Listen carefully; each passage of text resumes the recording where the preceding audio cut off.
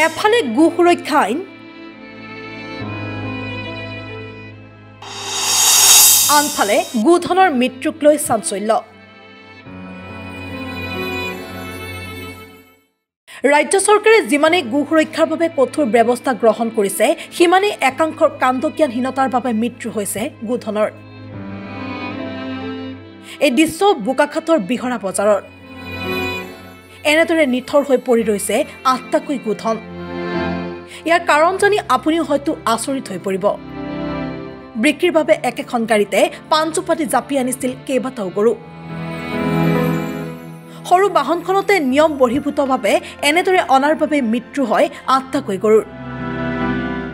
যাৰ ফলত ঘটনাক কেন্দ্ৰ কৰি অঞ্চলটোত সৃষ্টি হয় তীব্ৰ চাঞ্চল্যৰ উল্লেখ্য যে যোৱা বৰ্ষতো এনে ঘটনাৰ বাবে ৪৮টাকৈ গৰুৰ মৃত্যু হৈছিল তাৰ পিছতো প্ৰশাসনে কোনো ব্যৱস্থা গ্ৰহণ নকৰাৰ অভিযোগ উত্থাপিত হৈছিল কেনেধৰণে মৰিলে বুলি ভাবে এইটো আপোনাৰ আনোতে ধৰক অকণমান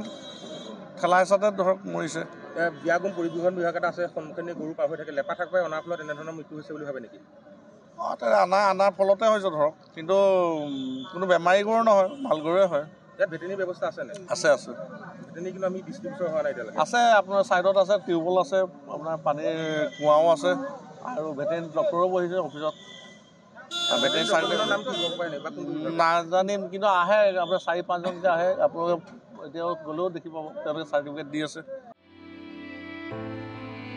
আনকি বজাৰখনত নাই গোধনৰ বাবে উপযুক্ত প্ৰাথমিক চিকিৎসাৰ ব্যৱস্থা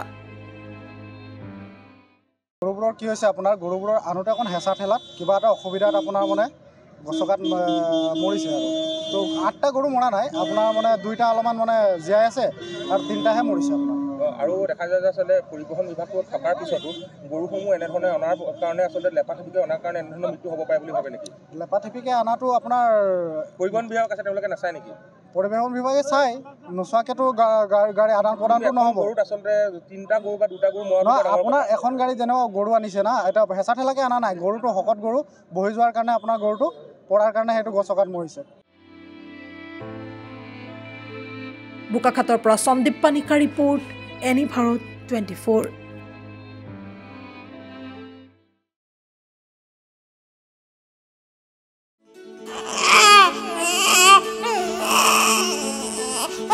অভিনন্দন আপোনাৰ এজনী ছোৱালী জন্ম হৈছে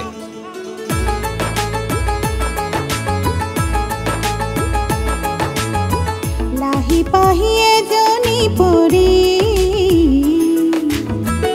আহিলে ঘৰখন উজলি বেটি বচাও বেটি পঢ়াও